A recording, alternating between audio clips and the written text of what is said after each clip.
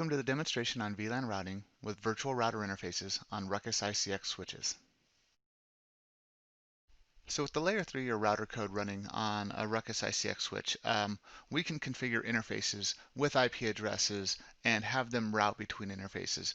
But it's also a switch and has the ability to configure VLANs, and we need a way to route between VLANs without actually having to physically connect a port in a VLAN to a port in another VLAN externally on the box. So we use virtual interfaces to do that. Virtual interfaces are really just interfaces within a VLAN that are not physically attached to anything, but through the backplane can route to each other and route between each other in the switch. So let's go ahead and start looking at that configuration. So we can configure a VLAN. We'll just do VLAN 10. And within a VLAN, once we create a VLAN, we need to put ports in it first. So we'll go ahead and we'll put a port in here.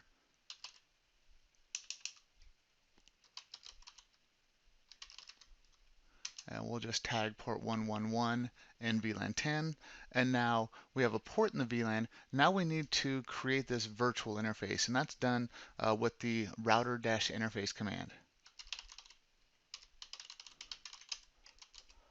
And I'm going to call it VE10. You don't have to give the VE the same number as the VLAN, although it is really helpful to do that because when you look at these VEs later, if you use the same VE number as the VLAN it's associated with, you'll have that correlation. You'll be able to immediately identify that VE10 is part of VLAN 10. If you do something different, you'll never really be able to keep track of which VEs are part of which VLAN. So we create interface VE10. So we have a VLAN. Let's take a look at our running config. And in here we've got VLAN 10. We've tagged our port, and we've got a router interface VE10. So to configure that interface, though, we have to change configuration context again, just like we would if we were configuring an IP address on a real physical interface. So we're going to use the interface command, and it's interface VE10. So now our context changes on our prompt. We've got VIF10, so virtual interface 10, and here we can configure an IP address. So we'll do 10.0.0.1/24, and we have an IP. Now, what good is it to have just an IP address on one VLAN? Well, not much. So let's go ahead and create another VLAN.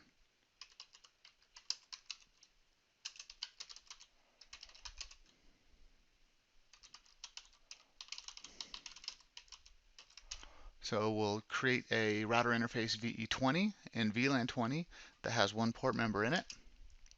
And we're good there. We'll jump into that interface and give it an IP. And again, we're in the virtual interface context, and we'll go with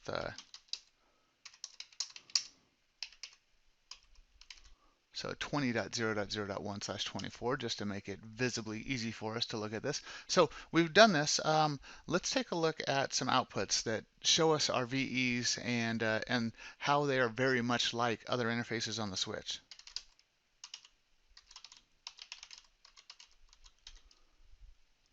So run the show interface brief command. We see all of our ports and their statuses. And when we get to the bottom here, we have our VEs, VE10 and VE20. So both of these VEs are enabled, but only one of them's up. So VE10 is up, VE20 is down right now.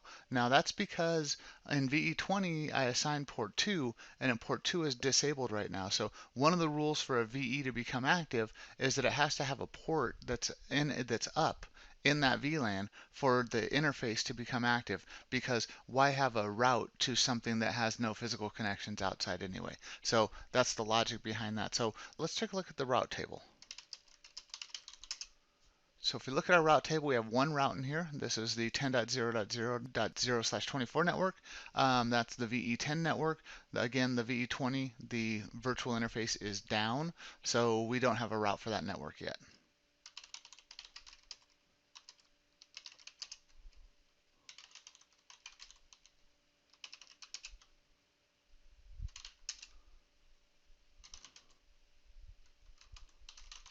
And we'll run the show IP route command after enabling that port. and now we see the two routes in the routing table. So just bringing up that interface allowed this route to pop up in our routing table, and now allows us to route between VLAN 10 and VLAN 20. So that's how we configure virtual interfaces and allow VLAN routing on a Ruckus ICX switch. Thank you for viewing this demonstration, and I hope you come back to view more demonstrations in the future. Thank you.